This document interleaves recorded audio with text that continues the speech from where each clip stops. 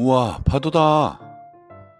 이번 주말 준성이는 가족들과 바닷가에 놀러 갔어요.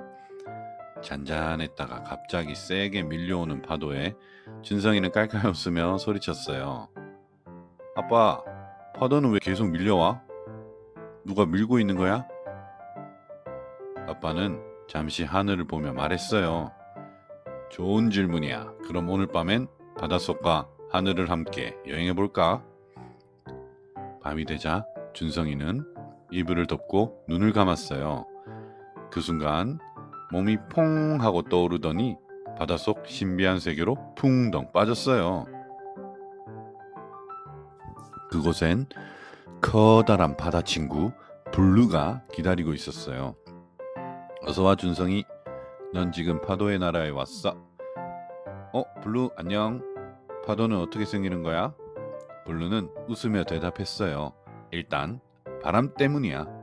하늘에서 부는 바람이 바닷물 표면을 휙 하고 불면 물을 따라 움직이면서 물결이 생기지.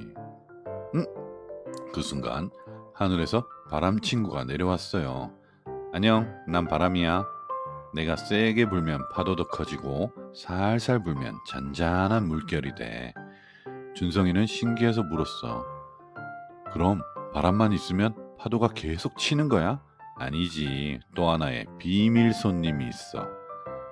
그건 바로 바닷물 속에서 조용히 떠오른 건 바로 달이었어요. 나는 달이야. 내 힘으로 바닷물을 살짝 끌어당기면 물이 밀려오고 빠지면서 크고 작은 파도가 만들어지는 거야. 달이 바다를 끌어당긴다고? 맞아. 이걸 조력이라고 해. 조력? 내가 가까이 있을 때는 물이 올라가고 멀어지면 빠지게 되는 거지. 그래서 파도가 반복되는 거야. 블루가 고개를 끄덕끄덕거렸어요.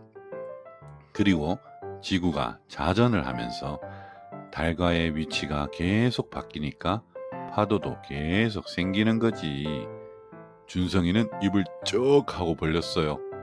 와, 파도는 그냥 밀려오는 게 아니었구나. 바람도 달도 지구도 다 같이 움직이고 있었어. 그 순간 파도가 살랑 밀려오더니 준성이를 이불 속으로 데려다 줬어요. 아빠, 나 파도 나라 다녀왔어. 바람이 밀고 달이 끌고 지구가 돌면서 파도가 계속 생기는 거래. 아빠는 웃으며 말했어요. 그래, 우리 준성이는 오늘은 바다를 품은 과학자구나. 잘 자라, 파도처럼 부드럽고 멋지게.